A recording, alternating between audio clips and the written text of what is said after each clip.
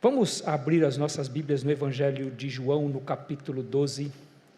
Vamos ler a partir do versículo 44. Evangelho de João, capítulo 12, a partir do verso 44. Eu vou ler aqui o texto na minha versão, que é a revista e atualizada. Você, por favor, acompanhe na sua Bíblia.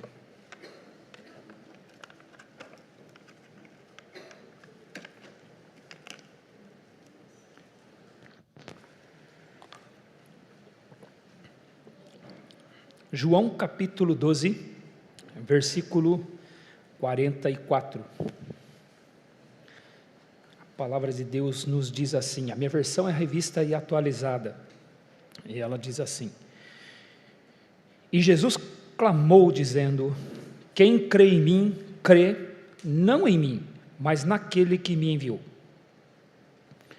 E quem me vê a mim, vê aquele que me enviou. Eu vim como luz para o mundo, a fim de que todo aquele que crê em mim não permaneça nas trevas. Se alguém ouvir as minhas palavras e não as guardar, eu não o julgo, porque eu não vim para julgar o mundo, e sim para salvá-lo. Quem me rejeita e não recebe as minhas palavras, tem quem o julgue. A própria palavra que eu tenho proferido, essa o julgará no último dia. Porque eu não tenho falado por mim mesmo, mas o Pai que me enviou, esse me tem prescrito o que dizer e o que anunciar. E sei que o seu mandamento é a vida eterna. As coisas, pois, que eu falo, como o Pai me tem dito, assim eu falo. Até aqui, a parte final do capítulo 12 do Evangelho de João, e também a parte final do ministério público do Senhor Jesus. A partir desse momento aqui, a multidão não vai mais ver o Senhor Jesus. O seu próximo encontro com o Senhor Jesus, ele já estará sob julgamento, já estará desfigurado perante a multidão, estará com seu rosto ensanguentado, possivelmente com as suas barbas tendo sido arrancadas à força, tendo sido agredido, passado por todo aquele flagelo e sendo encaminhado para a cruz. Esta é a última vez que a multidão vai ver o Senhor Jesus naquela condição em que ele estava, como Filho de Deus, como Messias. Depois a multidão vai vê-lo como o servo sofredor, como aquele que estaria entregando a sua vida para a salvação de todo aquele que crê. E nós vimos na sessão passada, no texto imediatamente anterior a esse, que o tempo para Israel estava chegando ao fim. Por isso que o Senhor Jesus havia dito, enquanto tendes a luz, crede na luz, enquanto tendes na luz, andai na luz, porque quem anda nas trevas não sabe para onde vai. Então havia pouco tempo para o povo de Israel, o tempo de Deus para aquele povo estava terminando. E aqui nós vimos também a responsabilidade que tem o homem de crer. Se Deus propõe a salvação no seu Filho Jesus Cristo, a responsabilidade do homem perante Deus é crer. Vimos a responsabilidade que nós temos diante do Senhor. Deus enviou o seu Filho para Israel, mas ele foi rejeitado pelo seu próprio povo.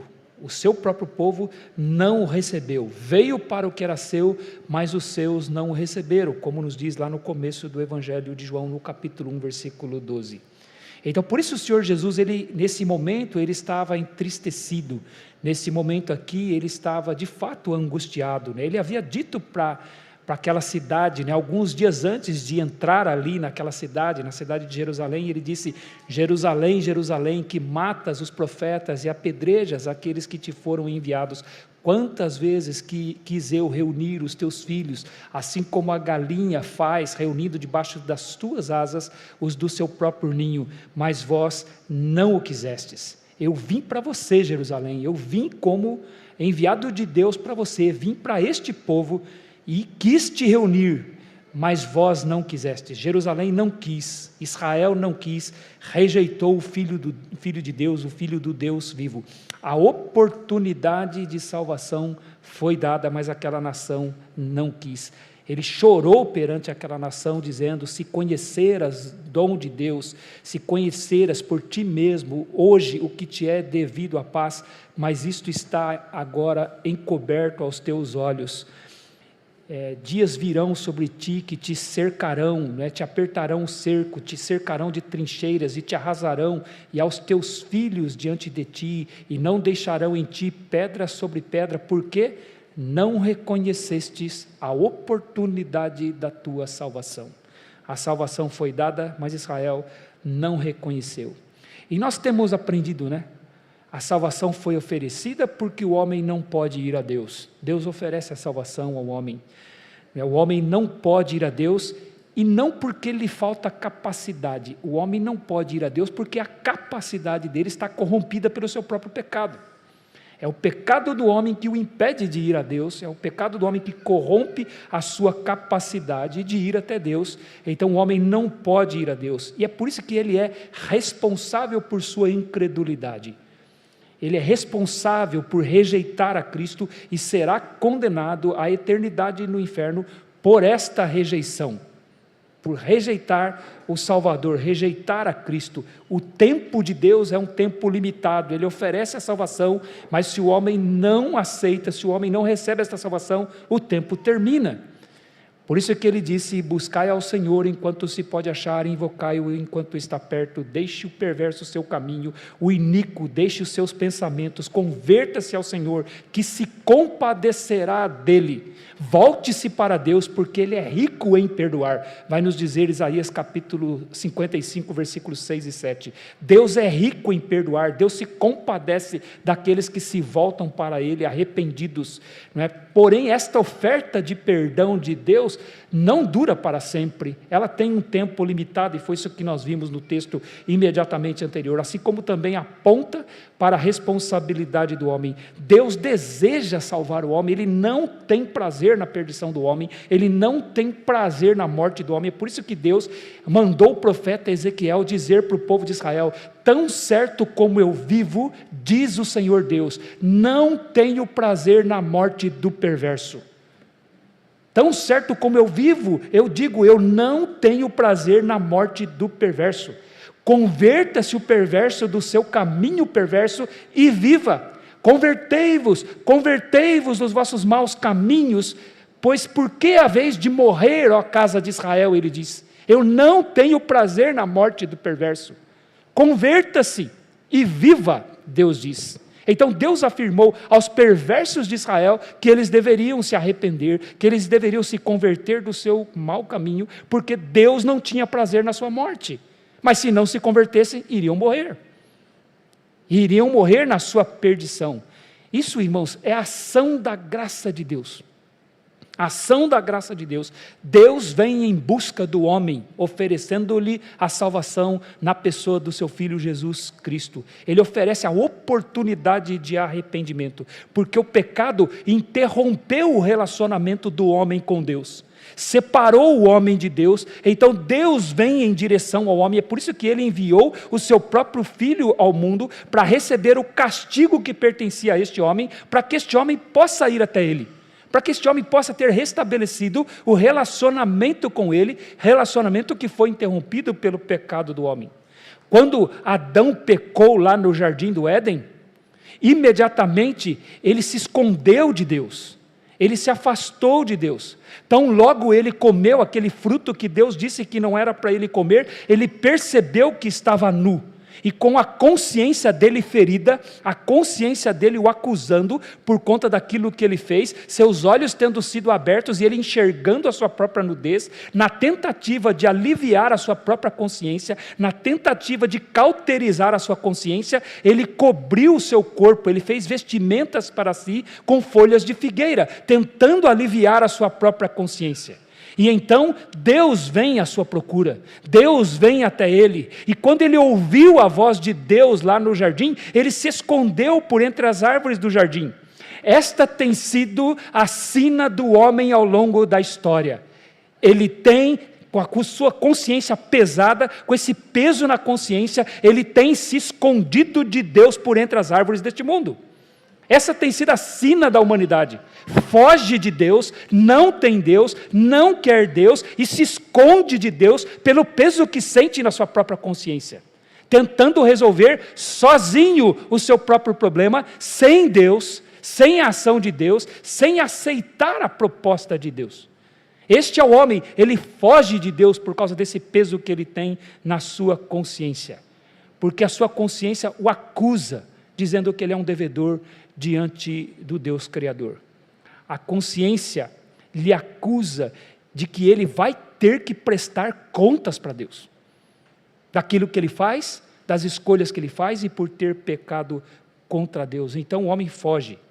Ele foge de Deus, tenta se convencer que Deus não existe, tenta se convencer que Deus não pedirá contas da sua alma, daquilo que ele é diante de Deus, tenta se convencer de que a mensagem do Evangelho não passa de ideias de algumas pessoas moralistas que desejam que todos sejam iguais a eles. Assim que o mundo vê o Evangelho.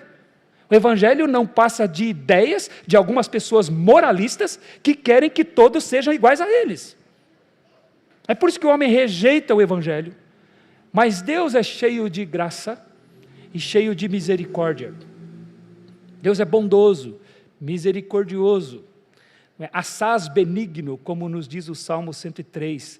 Ele não nos trata segundo os nossos pecados e nem consoante as nossas iniquidades. É por isso que ele foi em direção de Adão e ele perguntou: Adão, onde estás? Cadê você, Adão? Uma pergunta, irmãos, cheia de misericórdia. Uma pergunta cheia do desejo de perdoar. Uma pergunta cheia do desejo de restabelecer aquele relacionamento que foi rompido pelo pecado de Adão. Então Deus vem até ele e pergunta: Adão, onde estás? Senhor, ouvi a tua voz no jardim, e porque estava nu, tive medo e me escondi. Ora, estava nu? Ele não tinha se coberto com folhas de figueira? Ele não tinha feito roupas para si, na tentativa de aliviar a sua própria consciência? Isso mostra, irmãos, que toda tentativa que o homem faz de tentar resolver o seu problema, na tentativa de aliviar a sua própria consciência, são tentativas inúteis. Inúteis. Não lhe trazem paz, não lhe trazem segurança, não lhe trazem conforto algum. São tentativas inúteis do homem tentando resolver o seu problema sem Deus. Então Deus pergunta para Adão: quem te fez saber que estavas nu? Comeste da árvore que eu disse que não era para comer? Quem é que te fez saber?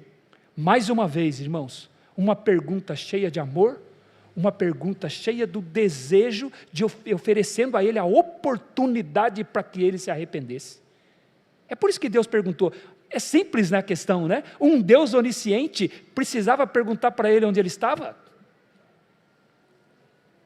Um Deus que está em todos os lugares, um Deus que Davi disse que ainda que ele fizesse a sua cama no mais profundo abismo, ainda lá a mão de Deus o haveria de guiar. Como posso fugir da tua presença, Senhor? Se subo aos céus, lá estás. Se desço ao mais profundo abismo, lá estás também. Você acha que esse Deus precisava perguntar para Adão onde ele estava? Mas ele pergunta porque ele estava dando a oportunidade para arrependimento, a oportunidade para confissão, a oportunidade para restabelecer o relacionamento com ele mesmo, Deus, que havia sido perdido. Porque ele é um Deus bondoso, ele é um Deus gracioso, ele é um Deus de fato rico em perdoar. E esta era a maior necessidade de Adão naquele momento. A maior necessidade de Adão era Deus. Ele precisava de Deus. Ele estava fugindo daquele que ele precisava, e aquele que ele precisava estava indo atrás dele, oferecendo-lhe a oportunidade do arrependimento. Aquele peso que ele tinha na consciência só poderia ser resolvido com o relacionamento com Deus de volta. Não tinha outro jeito de resolver aquele problema da consciência dele. Só poderia ser resolvido voltando-se para Deus em arrependimento, em confissão, clamando pelo perdão do Senhor. E aí ele teria sua consciência aliviada. Esta é a necessidade de todo mundo. Essa é a necessidade de toda a humanidade. Esse é o maior problema da humanidade. As pessoas não têm Deus. Efésios capítulo 4, a partir do versículo 17, o apóstolo Paulo diz que o homem sem Deus, ele anda na vaidade dos seus próprios pensamentos, ele anda obscurecido de entendimento, porque ele é alheio à vida de Deus, ele vive uma vida ignorante, sem o conhecimento de Deus e das coisas de Deus, ele tem o coração endurecido, ele é insensível a Deus, e por isso ele é entregue a cometer com avidez toda sorte de impurezas. Então, quanto mais ele pratica essas coisas, mais ele vai em direção a essas coisas e mais ele fica insatisfeito. Ele sempre quer mais, quer mais. Por isso que ele diz que o homem sem Deus, ele é ávido para cometer toda sorte de impurezas. E ávido significa desejo profundo, desejo que nunca é satisfeito. E é por isso que o homem então vai se envolvendo cada vez mais, se afastando de Deus e endurecendo o seu próprio coração. Agora, por que as pessoas vivem assim? O que está faltando para essas pessoas para que elas vivam assim? Paulo diz assim, diz que elas são assim, porque elas são alheias à vida de Deus. E a palavra que ele usa ali, traduzida como alheio, em Efésios capítulo 4, versículo 18, é uma palavra grega que traz a ideia de ser separado, ser excluído, ser distanciado. O problema é esse. É o homem ser separado de Deus, ser excluído da presença de Deus, ser distanciado de Deus. Esta é a grande tragédia do mundo, irmãos. Esta é a grande tragédia do mundo. A grande tragédia do mundo não é a fome, a grande tragédia do mundo não é a falta de recursos, a grande tragédia do mundo, irmãos, não são as doenças, a grande tragédia do mundo é a falta do Criador, é a falta de um relacionamento com Deus. Quando Deus enviou Moisés para libertar o seu povo lá do Egito e para conduzir o seu povo rumo à terra prometida, Moisés orou e disse: Senhor, tu me dizes, fazes subir a este povo desta terra, porém o Senhor não me diz quem é que o Senhor vai enviar comigo. O Senhor fala para eu ir? Está lá em Êxodo capítulo 33, mas o Senhor não me diz quem é que o Senhor vai enviar comigo. O Senhor diz que me conheces, sabe o meu nome e que eu encontrei graça perante os teus olhos. E se eu achei graça perante os teus olhos, então me fazes saber o teu caminho para que eu te conheça e ache graça perante os teus olhos e considera esta nação como teu povo. Aí então o Senhor responde para Moisés: a minha presença irá contigo, eu te darei descanso. Sabe o que o Senhor estava dizendo para Moisés? Eu vou com você, e porque eu estarei com você, você vai descansar.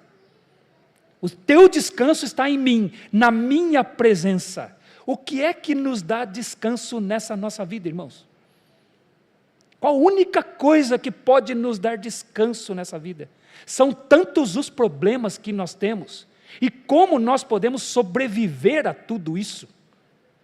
Irmãos, e quando eu digo aqui são tantos os problemas, isso aqui não é chavão, não, irmãos. Isso aqui não é frase de efeito, não. São muitos problemas que nós temos. Muitos.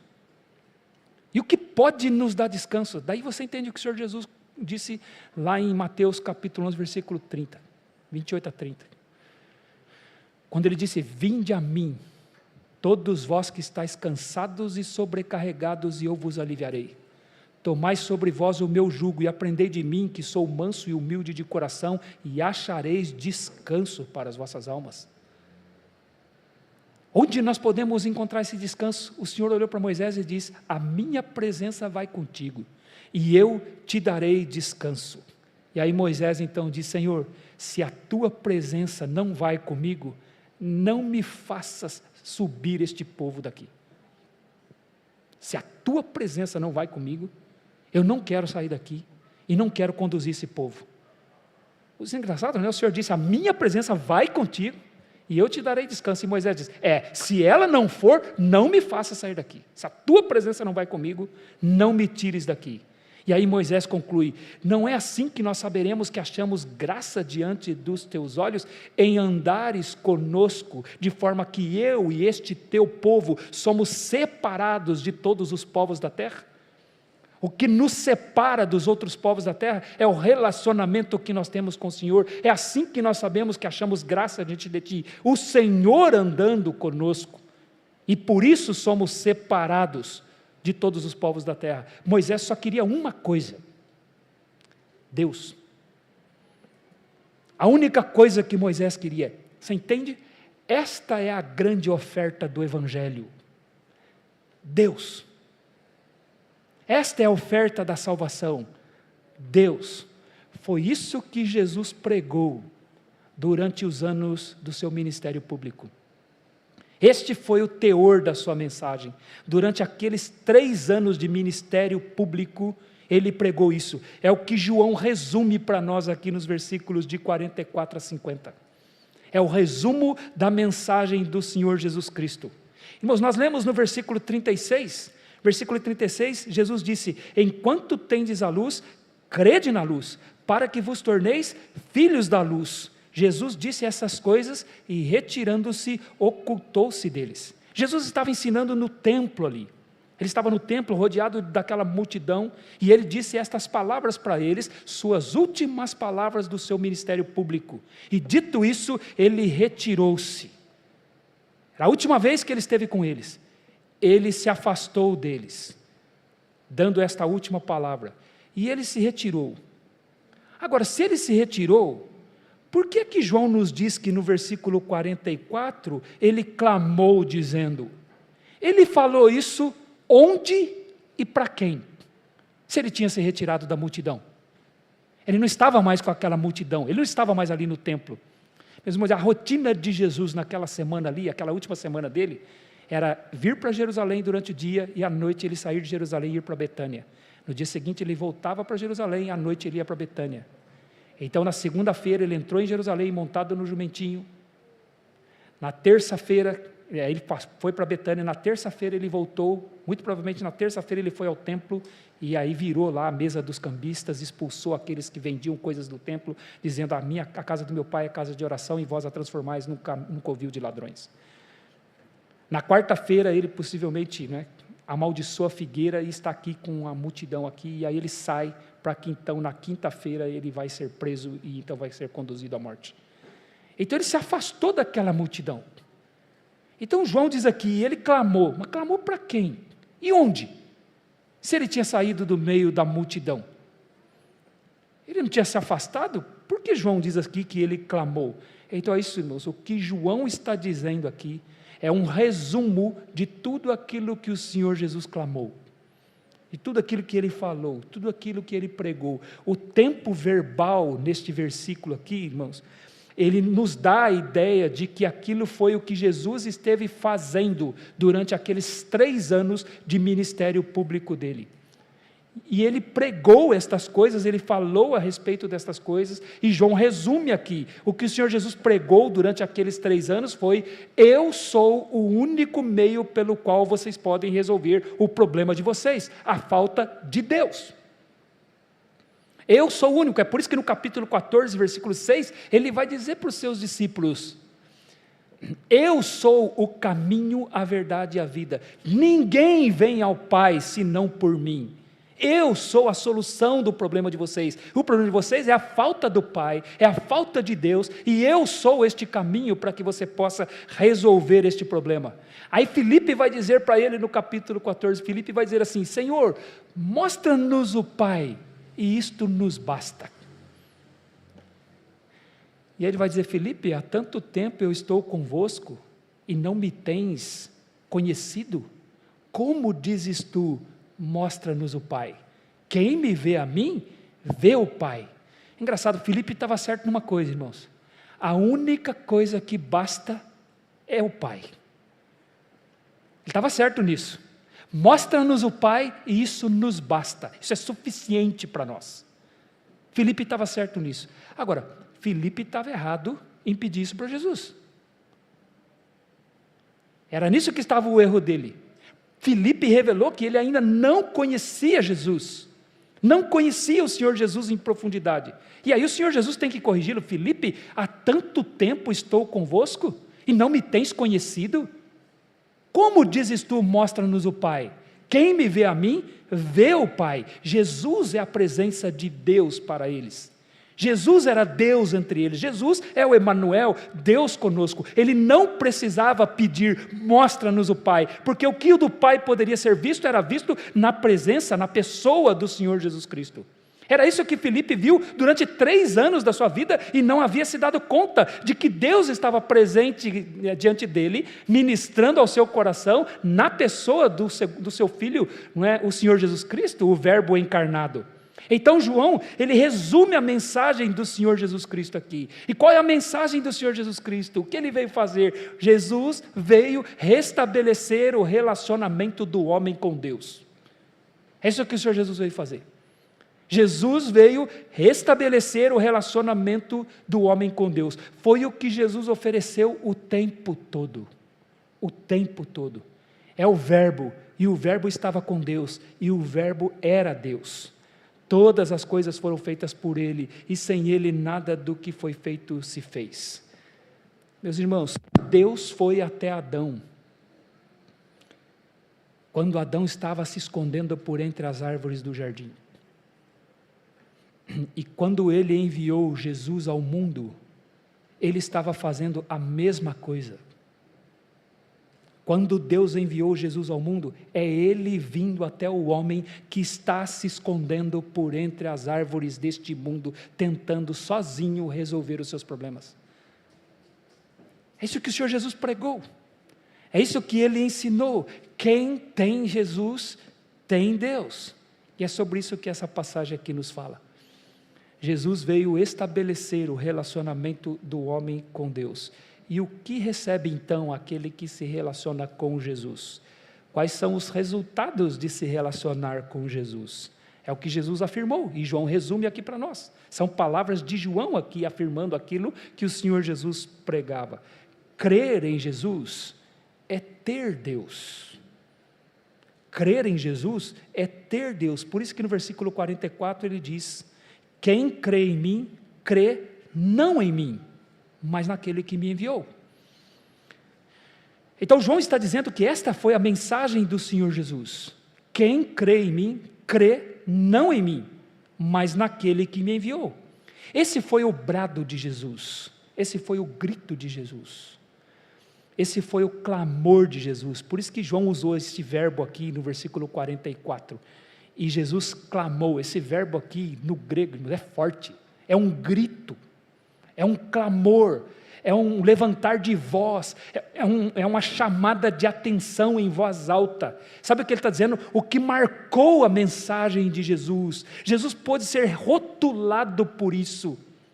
O que ele disse, o que foi ouvido dos seus lábios o tempo todo foi: quem crê em mim, crê não em mim, mas naquele que me enviou. Não houve, irmãos, dúvidas de que esta foi a mensagem do Senhor Jesus. Ele clamou que quem cresce nele estava crendo não nele, mas em Deus o Pai, que foi quem o enviou. A grande necessidade de vocês, ele está dizendo, é Deus. E eu sou o enviado de Deus a este mundo. Eu sou o Filho de Deus, ele disse. Eu sou tão íntimo com meu Pai, que você não pode me separar do meu Pai, e nem separar o meu Pai de mim. Quem crê em mim, crê não em mim, mas no meu Pai que me enviou. Não há como ter Deus, a não ser por meio do Senhor Jesus Cristo. Deus veio a nós na pessoa do seu Filho, Ele veio oferecer a salvação dos pecados e, sobretudo, a comunhão com Ele. Deus é suficiente para nós. E tudo o que nós precisamos é Deus. Sabe qual é o nosso problema? O nosso problema é que nós não achamos que Deus é a nossa grande necessidade. Nós não ficamos satisfeitos com isso. Nós elegemos prioridades nas nossas vidas. Nós elencamos coisas na nossa vida que nós colocamos, não é, na nossa lista, encabeçando a nossa lista de desejos, nossa lista de prioridades. E queremos Deus. Não estou dizendo que nós recusamos Deus. Queremos Deus, mas junto com aquelas prioridades que nós elegemos para nós. Junto com aqueles desejos para nós. E o que acontece? Então vivemos muitas vezes, mesmo sendo crentes, vidas frustradas, amargas, porque as nossas expectativas não estão sendo atendidas, porque Deus não é suficiente para nós. E Jesus disse: eu vim oferecer Deus para você. Eu sou Deus. Essa é a minha mensagem. Essa é a mensagem do Evangelho. Ter o Senhor, irmãos, não é tudo o que nós queremos. Esse é o problema nosso. Ter o Senhor e só o Senhor não é tudo o que nós queremos. John Piper, né, ele escreveu um pensamento interessante no seu livro Deus é o Evangelho, na página 14 daquele livro. Ele fez um seguinte pensamento, que inclusive foi citado quando nós estávamos estudando o capítulo 8 de Romanos. John Piper, um pensamento interessante, instigante, né? Ele disse assim: imagine se nós chegássemos ao céu e nós encontrássemos lá tudo o que nós gostamos, tudo o que nós apreciamos, os nossos desejos, um lugar sem doenças, meus irmãos, sem Covid. Irmãos, você nunca mais vai pôr uma máscara por toda a eternidade. Está entendendo o que é isso? Um lugar sem doenças, um lugar onde você encontraria todos os seus amigos, um lugar onde você teria todas as comidas que você gosta, sem se preocupar com obesidade, com diabetes, irmãos, com, sei lá, gastrite. Você imagina, todas as comidas que você gosta, à vontade.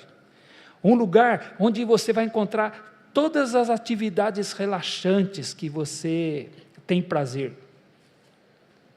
As melhores que você já desfrutou. Um lugar onde você vai encontrar tantas belezas de paisagem que você nunca viu nada igual. Um lugar onde você vai contar com todos os prazeres físicos que você já experimentou, de uma forma perfeita lá. Um lugar sem nenhum conflito humano, sem desastres naturais. Imagine você encontrar tudo isso no céu, mas você ficaria satisfeito com tudo isso se você chegasse lá e Deus não estivesse lá. Jesus não estivesse lá. Como você reagiria? Ele pergunta. Como seria a nossa reação? Meus irmãos, por vezes nós sofremos, porque não temos o que queremos. Por quê? Esquecemos de observar o que temos. Sofremos porque não temos o que queremos. Esquecemos de observar o que temos em Cristo Jesus. O que nós temos no Senhor. E o que nós temos no Senhor? Paulo diz que nós já somos abençoados com toda sorte de bênçãos espirituais em Cristo Jesus nas regiões celestiais. Em Efésios capítulo 1, versículo 3. Quando Jesus perguntou para os discípulos, né, quando ele pregou aquele sermão duro ali em João capítulo 6, ele perguntou para os discípulos, né, as pessoas começaram a ir embora, né, e já não andavam mais com ele perguntou para os discípulos: vocês querem também? Você lembra a razão que Pedro apresentou para não ir? Senhor, para quem iremos nós? Tu tens as palavras de vida eterna e nós temos conhecido e crido que Tu és o Santo de Deus. Pedro estava dizendo: Senhor, para onde nós vamos, se só no Senhor nós encontramos o que nós mais precisamos? Não há outra pessoa senão no Senhor. Eu vou para quem? Para onde nós vamos? Onde nós vamos encontrar isso, Senhor? O Senhor é suficiente para nós, é o que Pedro está dizendo. Se eu não tiver mais nada, mas tiver o Senhor, eu estou satisfeito, porque é o Senhor que eu preciso. É o Senhor que me faz falta. É a ausência do Senhor na minha vida que causou todos os problemas. É a ausência do Senhor na minha vida que, no caminho que eu estava fadado a ser condenado eternamente sem o Senhor. Então é do Senhor que eu preciso. Mas é por isso que eu gosto do Salmo 73, aquela oração que Asaf faz lá, aquela reflexão que Asaf faz no Salmo 73, ele começa dizendo lá que ele quase se desviou de Deus, quase se desviou do caminho. E sabe por quê? Porque ele começou a olhar para o mundo, ele começou a olhar para os arrogantes deste mundo, ele começou a olhar para a prosperidade dos perversos deste mundo e começou a se comparar com eles, e ele disse que começou a ter inveja deles por causa da condição que eles estavam vivendo, e ele começa a concluir: para eles não há preocupações, eles parecem até serem imortais, ele vai dizer, Parece que eles não vivem como os demais homens. Parece que tudo para eles funciona tão bem, a vida deles, né, a saúde deles, eles têm um corpo sadio e nédio. Então ele começa a ter inveja deles, sabe por quê? Asaf começa a ter falta de contentamento. Aquilo que ele tinha não estava fazendo com que ele ficasse satisfeito. Ele começou a comparar-se com o mundo e desejar aquilo que os homens, que os arrogantes, que os perversos do mundo têm. Então ele começou a olhar para a vida dele e ele falou, parece que é inútil tudo o que eu estou fazendo na minha vida. Todo o esforço que eu estou colocando na minha vida para agradar a Deus, parece que está sendo inútil. Ele diz, com efeito inutilmente conservei puro o meu coração.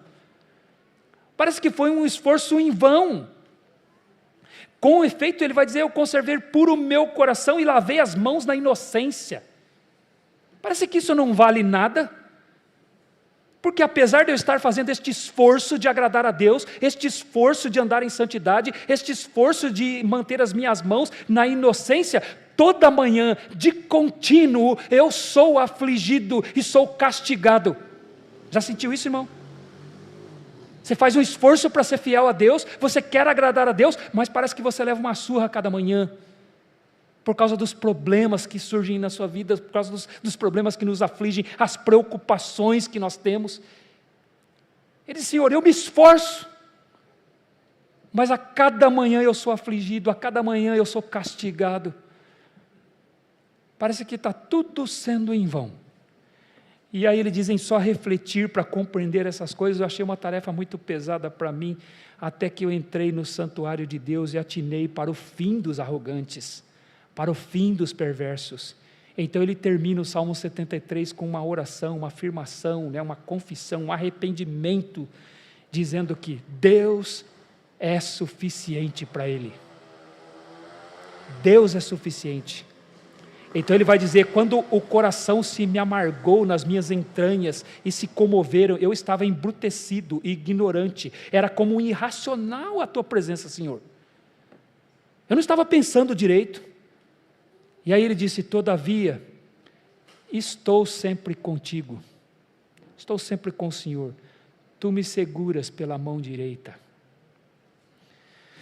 tu me guias, o teu conselho, tu me guias pelo teu conselho, e o Senhor ainda me recebe na tua glória.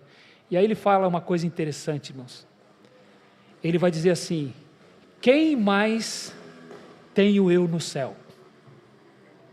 E com quem eu posso ter prazer na terra? Uma pergunta interessante para nós. Quem mais tenho eu no céu? Não há outro com quem eu me compraza na terra. Ainda que a minha carne e o meu coração se desfaleçam, Deus é a fortaleza do meu coração. Deus é a fortaleza do meu coração. E a minha herança para sempre. Então ele vai dizer, os que se afastam de ti, Senhor, os que se afastam da tua presença, eis que perecem, tu destróis todos os que são infiéis para contigo. Quanto a mim, bom é estar junto a Deus. O Senhor é suficiente para mim, Senhor. Em ti eu ponho o meu refúgio para proclamar todos os teus feitos. Você percebe a conclusão que ele chega? Senhor, pequei contra ti porque considerei que o Senhor não é suficiente para mim. Então eu estou arrependido. O Senhor é a minha herança, o Senhor é o meu refúgio. Quem mais tenho eu no céu? Quem há com quem eu possa ter prazer na terra, senão o Senhor Jesus? Senão o Senhor meu Deus, senão o nosso Salvador, senão o nosso Criador. Quem crê em Jesus, crê em Deus. Agora a pergunta é, isso é suficiente para nós? Isso é suficiente para você? Será que é suficiente para mim? Para onde nós vamos? Então, crer em Jesus é ter Deus. Quem crê em mim, crê não em mim, mas naquele que me enviou. Isso tem que ser suficiente para o crente em Cristo Jesus, irmãos. Mas por que nós vivemos vidas frustradas? Por que o crente muitas vezes vive vida até amarga? Quando ele tem tudo o que ele precisa, que é Deus. Quem mais tenho eu no céu? Com que eu posso me aprazar na terra. Quem? Deus. Deus. Jesus é Deus conosco. Então, crer em Jesus é ter Deus. É isso que ele afirmou o tempo todo. Era a oferta dele. Era a proposta dele, né? Para que pela fé nele pudessem crer em Deus. Mas ele disse mais durante aqueles 3 anos em que ele esteve pregando, né, e falando em público, né? Ele afirmou também que crer nele, ou seja, crer em Jesus, é andar na luz. Ele disse no versículo 45, né, e 46, e quem me vê a mim, vê aquele que me enviou. Eu vim como luz para o mundo, a fim de que todo aquele que crê em mim não permaneça nas trevas. Durante o seu ministério público, então, ele afirmou, quem me vê, vê aquele que me enviou. Agora, interessante, o Senhor Jesus esteve ali em público durante os 3 anos do seu ministério. As pessoas o estavam vendo e vendo ele o tempo todo. E então ele afirma isso, quem me vê, vê o Pai. Ora, todos o estavam vendo. Todas as pessoas estavam vendo ali. A questão é que estavam vendo ele fisicamente. Não estavam olhando para ele do ponto de vista espiritual, estavam olhando para ele fisicamente e apenas fisicamente. É por isso que quando olharam para ele disseram assim, não é este o filho de José? Não se chama sua mãe Maria? Não se chama os seus irmãos Tiago, José e Simão e Judas? Não estão as suas irmãs entre nós? Disseram isso, está lá em Mateus capítulo 13, a partir do versículo 53, as pessoas olhavam para ele e viam ele fisicamente. Ele não é o filho de José? Ele não é o homem lá de Nazaré? Nós conhecemos sua mãe, conhecemos seus irmãos, suas irmãs, olhavam para ele e o viam desta forma. E mesmo quando tentaram olhar para ele de uma forma espiritual, erraram. Lá em Mateus capítulo 16, o Senhor Jesus pergunta para os seus discípulos, quem dizem o povo que eu sou? Lembra? Aí eles disseram, uns dizem que é Elias, outros dizem que é Jeremias, outros dizem que é João Batista, e outros dizem que é algum dos profetas. Ninguém acertou. Mesmo quando tentavam ver alguma coisa a mais nele, erravam. Não acertavam, porque não enxergavam nele quem de fato ele é. E Jesus diz aqui, irmãos, que a questão não era vê-lo fisicamente, era vê-lo pela fé. Era ver nele quem ele é pela fé. O que ele estava dizendo é, quem me vê pela fé vê quem me enviou. Quem me enxerga pelos olhos da fé enxerga o meu Pai, aquele que me enviou. Porque Jesus é quem revelou Deus. Por isso que João vai dizer lá no capítulo 1, versículo 18, ninguém jamais viu a Deus, mas o Deus unigênito que está no seio do Pai é quem o revelou. Ninguém viu Deus, e jamais viu Deus. Todas as vezes em que Deus foi visto no Deus unigênito que está no seio do Pai, ou seja, é o Deus Filho quem o revelou. É por isso que Isaías disse a respeito dele quando viu a sua glória. O que Isaías viu lá em Isaías capítulo 6, nós vimos domingo passado, né? E falou a seu respeito. Isaías viu o unigênito do Pai e falou a respeito dele. Isaías o viu e viu os serafins diante dele dizendo, santo, santo, santo é o Senhor dos exércitos, toda a terra está cheia da sua glória. Então, em Jesus ele veio mostrar Deus, em Jesus nós podemos ver Deus. Colossenses capítulo 1, versículo 15 vai dizer que ele é a imagem do Deus invisível e o primogênito de toda a criação. Hebreus capítulo 1, versículo 3 vai dizer que ele é a expressão exata de Deus e todas as coisas foram criadas pela palavra do seu poder. Ele é a expressão exata de Deus. Então, quando nós cremos em Jesus, meus irmãos, você acredita nisso? Quando você crê em Jesus, você está vendo Deus. Hoje, pela fé. Você está vendo Ele pela fé. É por isso que Pedro vai dizer lá em 1 Pedro capítulo 1, versículo 6, nisto exultais, embora no presente, se necessário, sejais contristados por várias provações, para que o valor da vossa fé, muito mais preciosa do que o ouro, mesmo depurado pelo fogo, redunde em louvor e glória na revelação de Cristo Jesus, a quem vós, não vendo, você está vendo? Está vendo Jesus? Não, você não está vendo, né? Mas você o ama? E Pedro vai dizer, a quem vós, não vendo, a mais, e mesmo não o vendo agora, mas crendo nele, vos exultais com alegria indizível e cheia de glória, obtendo o fim da vossa fé, a salvação das vossas almas.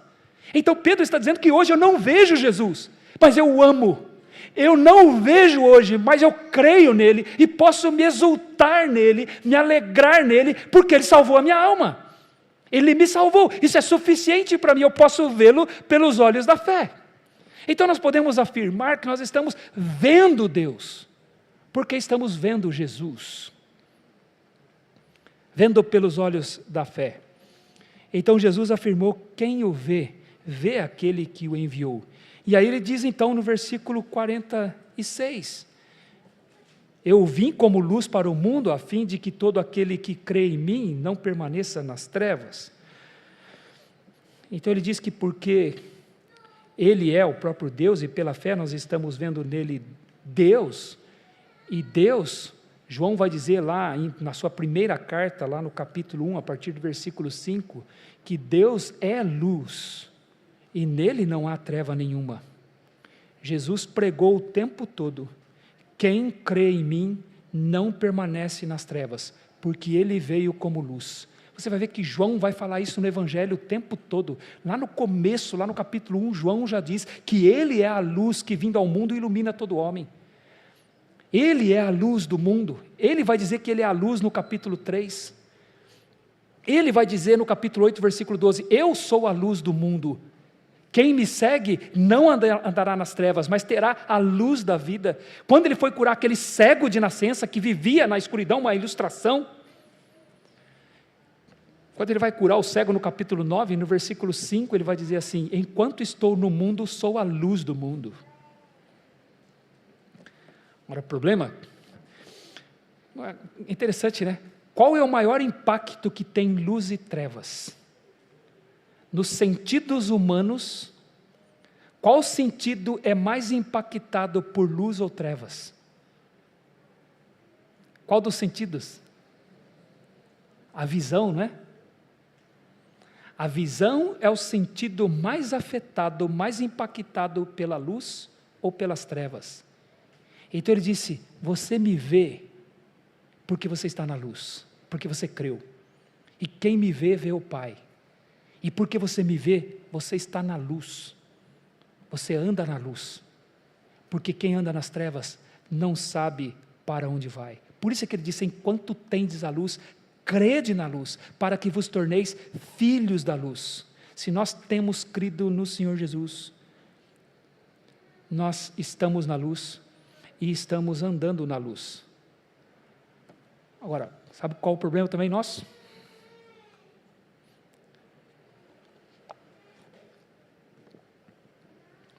É que isso é um chavão para nós. Frase de efeito apenas. Eu ando na luz, é andar na luz, né? Acho que andar na luz é vir para o culto, né?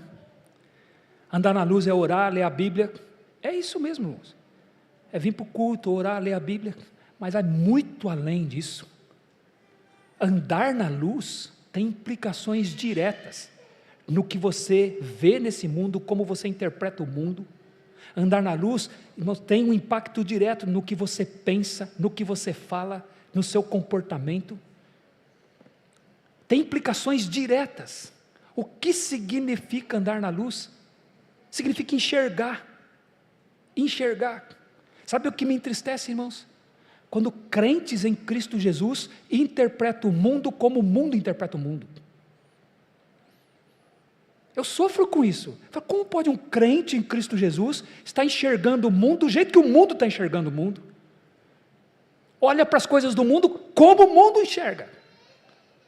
E o mundo faz as afirmações, crentes dizem: é verdade isso mesmo, eles estão certos, se nós não fizermos isso, nós estamos perdidos. Crentes sendo aconselhados pelo mundo, crentes tomando decisões das suas vidas com base no que o mundo está dizendo, como se o mundo estivesse absolutamente certo. O mundo está nas trevas, irmãos. Tudo que o mundo fala não pode estar certo absolutamente, 100% certo, mas os crentes muitas vezes tomam como verdade, como se tivesse absoluto. Não, tem que ser assim mesmo, se não for assim nós estamos perdidos. E é lamentável, irmãos, como tem crentes que pensam como o mundo. Interpretam as coisas como o mundo. Ouvem esses discursos e as conclusões que o mundo chega e eles tomam isso como se fosse a mais absoluta verdade. Apesar de serem crentes, a sua visão não vai além da do mundo. Não enxerga nada mais além. Às vezes o crente ouve um noticiário lá na televisão, ele ouve o noticiário, olha, é verdade isso aí mesmo. Ele não consegue enxergar nem um pouquinho além do que o noticiário apresentou para ele. As notícias estão apresentando. Ele enxerga aquilo ali, e aquilo ali só, e aquilo ali é verdade, e muitas vezes se é ruim, ele se desespera. Se é aconselhado, ele diz, esse é o conselho que nós temos que seguir. Ele não enxerga nem um pouquinho além de alguém que está nas trevas, que está cego, está falando para ele, e ele está entendendo que aquilo é verdade. Crentes, quando veem notícias, ficam apavorados. Nós vamos morrer. Irmãos, eu não estou dizendo que a nossa vida aqui nesse tempo não valha nada e nós não devemos nos importar com ela, não devemos ter qualquer cuidado para nos proteger. Mas eu não posso aceitar um crente que enxerga e está apavorado como o mundo está apavorado. Você é filho da luz. Você crê no Senhor Jesus? Ele é a luz. Sabe, às vezes interpretando tudo do jeito que o mundo interpreta. Irmãos, deixa eu ampliar isso aqui, aplicar mais isso aqui na nossa vida, para a nossa reflexão. Filhos da luz não dão indiretas nas pessoas. Você é filho da luz, como é que você pode dar indireta? Indireta não tem nada a ver com a luz. Se você está na luz, tudo é claro. Você enxerga tudo. Como pode dar indireta? E às vezes, irmãos, eu vejo nas redes sociais, a pessoa põe aqueles quadrinhos lá, geralmente é azul, com letra branca. Não sei nem como é que põe aquilo lá. E acho que é pensamento do dia, né? Eu nem sei. Aliás, Facebook já é coisa de velho, né, irmãos? É coisa de velho, né? Agora é Instagram, é Telegram, é não sei o que mais aí. Mas as pessoas põem lá o pensamento e falam assim, essa pessoa está mandando um recado para alguém, só não sei quem é. Mas está dando indireta para alguém. E está se escondendo na rede social. Porque ela não tem coragem de dizer diretamente. Apesar de ser filho da luz. Ela quer usar de obscuridades para mandar seu recado. Mas meu filho da luz, como pode ficar dando indireta nas pessoas? Mandando recado para as pessoas. Filhos da luz não agem no anonimato. Deixa eu dizer uma coisa para você, você vai numa loja, aí você entende que você foi maltratado pelo vendedor lá. E aí quando você sai da loja, tem lá uma mesinha, tem uma plaquinha lá com uns papeizinhos lá, uma caneta, deixa aqui suas sugestões e suas reclamações. Não precisa se identificar. Aí o que o crente faz? Rapaz, agora aqui eu vou descascar mesmo. E aí ele escreve, aí acaba com o bloquinho, porque uma folha não deu. E ele vai, não preciso me identificar mesmo, e põe ali e fala, tomara que peguem aquele camarada lá e deem um jeito nele, porque está no anonimato. Agora, se tiver escrito assim, deixe aqui suas sugestões e suas reclamações. Se for com algum de nossos funcionários, por favor, identifique-se e dê o seu endereço, que nós vamos com o nosso funcionário lá na sua casa, e você terá a oportunidade de dizer tudo na cara dele. E aí? Filho da luz. Coisas claras. Sem obscurantismos. Sem indiretas. Crentes às vezes querem resolver, vou falar para você, mas não diga que foi eu que falei, tá bom? Quando a pessoa fala assim para mim, eu falo, então não posso te ajudar. Só posso te ajudar se eu puder te identificar. Porque nós somos filhos da luz. Nós andamos na luz. Lembra, pessoal, alguns anos atrás, uma esposa chegou para mim e falou: pastor, já que meu marido não está aqui, deixa eu falar umas coisas para o senhor. Não vai falar, chama ele lá. Falei, pessoal, no final de culto, não vai falar, chama ele lá. Seu marido está aí? Chama, vamos falar nós três aqui. Ô pastor, filho, nós somos filhos da luz. Que negócio é esse? Eu vou falar para o senhor, mas o senhor não fala que eu falei. Resolve para mim, mas não diz que eu que falei. Então eu não posso resolver. Lembra quando teve um homem que fez isso com Jesus? Lucas capítulo 12, um homem chega para o Senhor Jesus e fala: Senhor, vai lá e fala para o meu irmão dar a minha parte da herança, que ele não quer dar. Aí Jesus olhou para ele e falou assim: quem me constituiu juiz entre você e seu irmão? Por que você acha que o meu papel é esse? Cuidado com o seu coração. O problema não é teu irmão não querer dar a tua parte da herança. O problema é o teu coração avarento. Cuidai com toda e qualquer avareza. E aí ele conta aquela parábola do homem que produziu lá na sua lavoura tanto, que ele não sabia o que fazer, e ele disse então: destruirei os meus celeiros, construirei outros maiores, e guardarei todos os meus bens nesse celeiro, e direi para minha alma: regala-te, porque tens em tua vida muitos bens. Louco, esta noite te pedirão a tua alma, e o que tens, para quem será? Jesus tratou o coração dele. Quando alguém chega e fala assim: eu vou falar, mas não diga que foi eu que falei, já está com o coração errado. Porque isso não é a atitude de um filho da luz. Então, ser filho da luz, irmãos, não é chavão. Ser filho não é frase de efeito, tem implicações. Na forma como nós vivemos, na forma como nós resolvemos os nossos problemas, da forma como nós interpretamos o mundo. Então, e era o que o Senhor Jesus pregou o tempo todo. Quem crê em mim é um filho da luz. Vai me ver, porque vai enxergar as coisas, e vai enxergar o que os outros não enxergam, porque os outros estão nas trevas. Então, cuidado, meus irmãos, nós somos filhos da luz, nós não precisamos ficar mandando recadinhos para os outros, por subterfúgios mundanos, no anonimato. Sabe o que eu gosto? Nós vamos chegar lá, nós estamos estudando 1 Coríntios aqui, se o Senhor permitir, domingo a gente chega lá. Quando Paulo fala da sua oração ali, de gratidão pelos coríntios, lá no versículo 10, e versículo 11 em diante, ali até o versículo 17, ele vai dizer assim: fui informado, mas a pessoa não permitiu dizer quem é. Foi isso que ele fez? Fui informado pelos da casa de Cloe. Sabe que eu não sei como é que Cloe falou para ele. Ô Paulo, eu vou falar para você um problema que está acontecendo lá na igreja de Corinto, mas você não disse que foi eu que falei. Eu não sei se foi assim. Mas se foi, o apóstolo Paulo falou: então eu não posso te ajudar. Só vou te ajudar se eu puder dizer que foi você que falou. Fui informado pelos da casa de Cloe. Ou então Cloe falou: pode falar que foi eu que falei, porque nós vamos resolver esse problema. Sabe, você percebe o que é andar na luz? Então, por favor,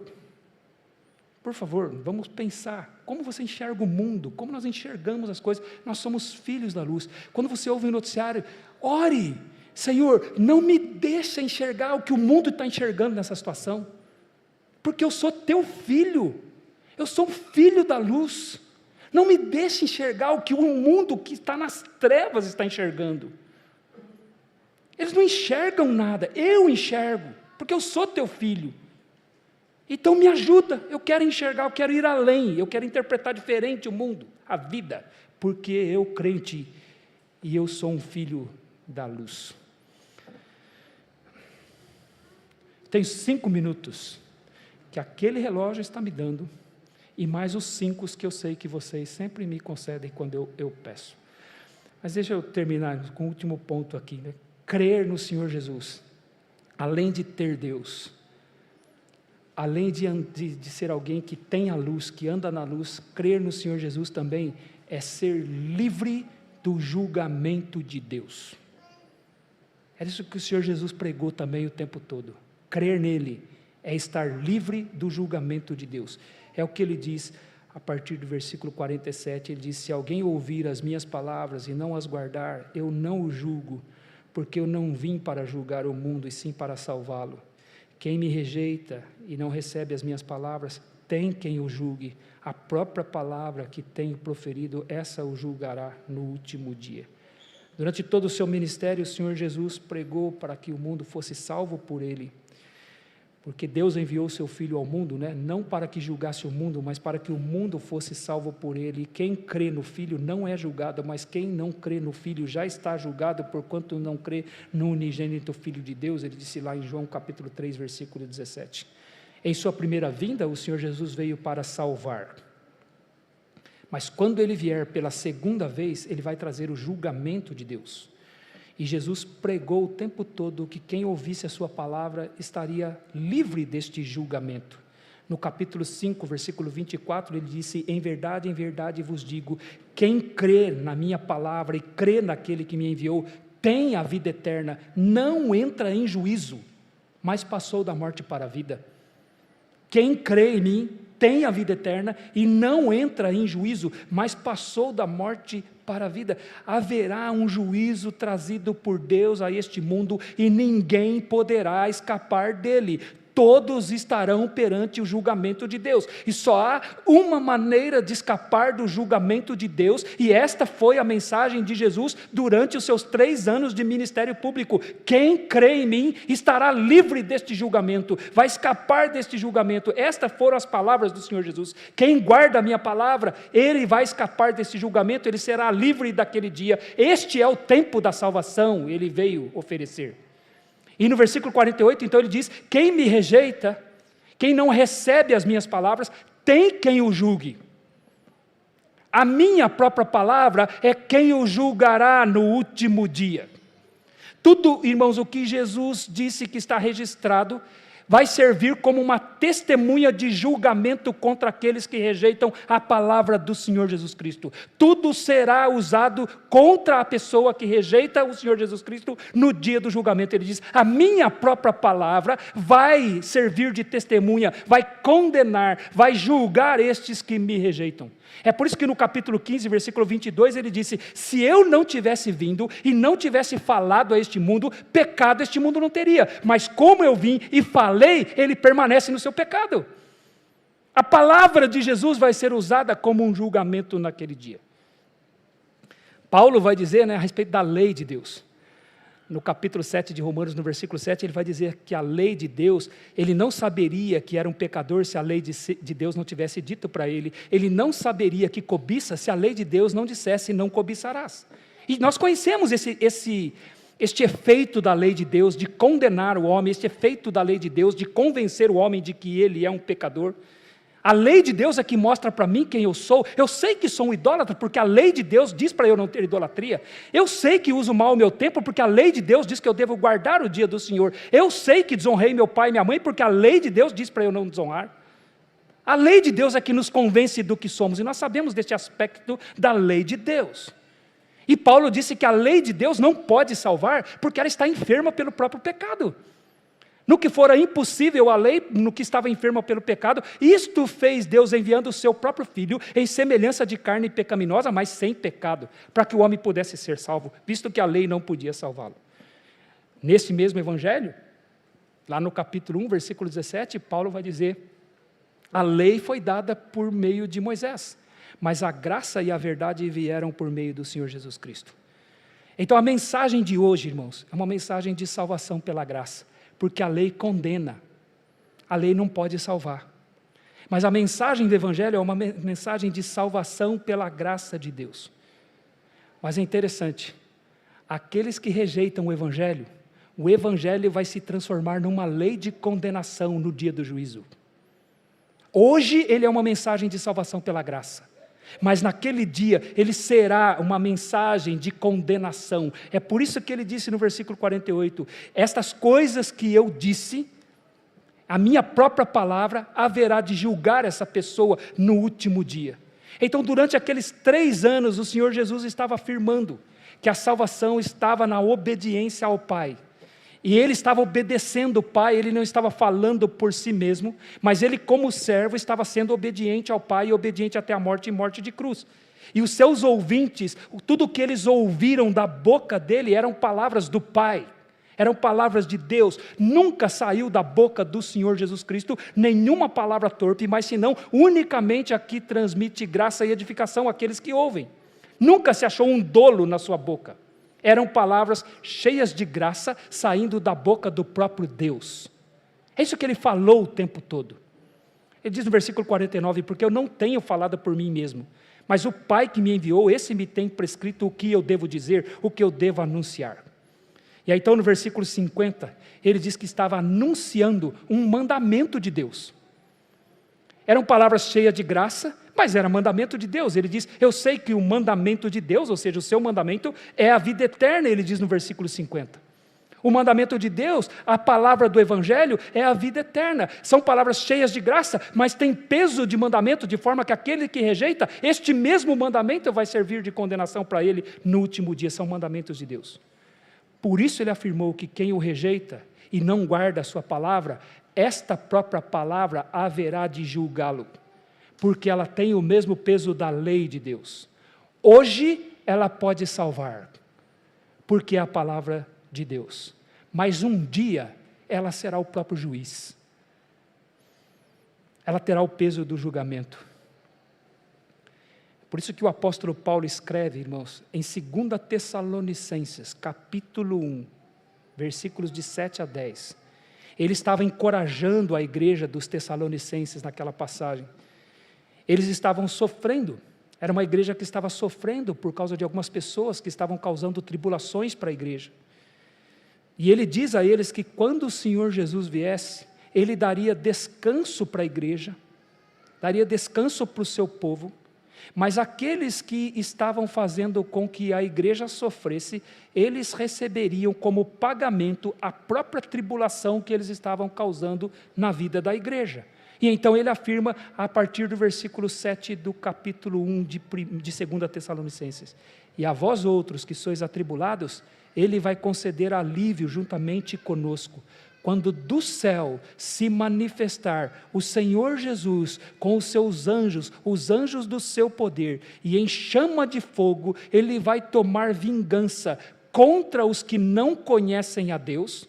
Olha o que ele afirma, o Senhor Jesus vai tomar vingança contra os que não conhecem a Deus e contra os que não obedecem ao Evangelho do Senhor Jesus Cristo. A mensagem que hoje é mensagem de graça é também um mandamento, e por desobedecer este mandamento, o Senhor Jesus vai vir com vingança naquele dia, quando Ele voltar, em chamas de fogo, tomando vingança contra os que não conhecem a Deus e contra os que não obedecem o Evangelho do Senhor Jesus Cristo.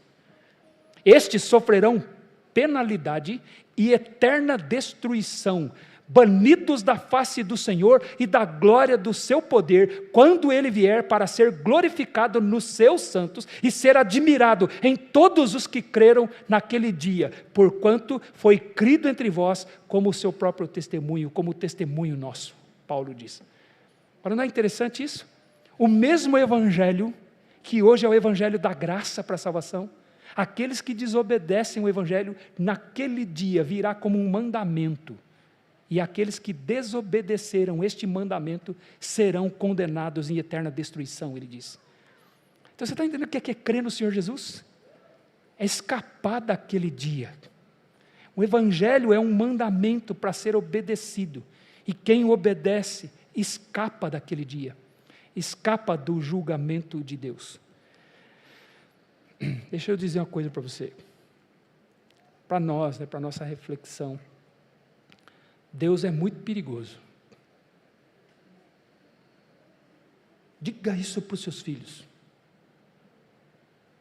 Deus é muito perigoso. Ninguém escapa dele. Não tente correr dele. Não tente fugir dele como fez Adão. Ele é muito perigoso.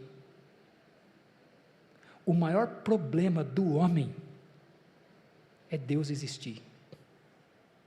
Você acha que o maior problema do homem é o diabo?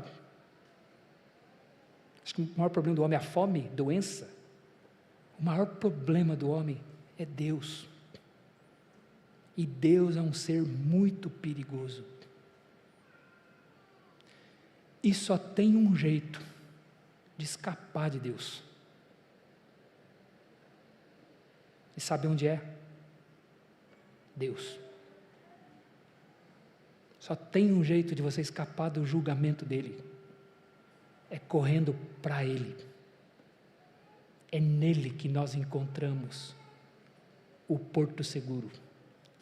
É por isso que o Salmo 91 vai dizer: aquele que habita no esconderijo do Altíssimo e à sombra do Onipotente encontra descanso. Ele diz, ele afirma: meu refúgio e meu baluarte, Deus meu, em quem eu confio. Está entendendo? O único lugar que você pode fugir de Deus é Deus. Você está entendendo o que Jesus veio oferecer?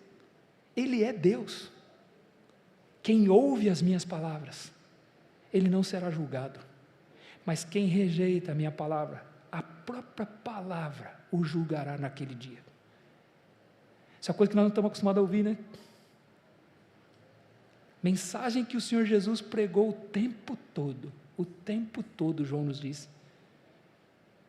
E as pessoas não lembram mais. Não ouvem a respeito do julgamento de Deus. E que Ele vai julgar. Então você está entendendo o que é a graça de crer no Senhor Jesus Cristo? Você não vai ser julgado mais.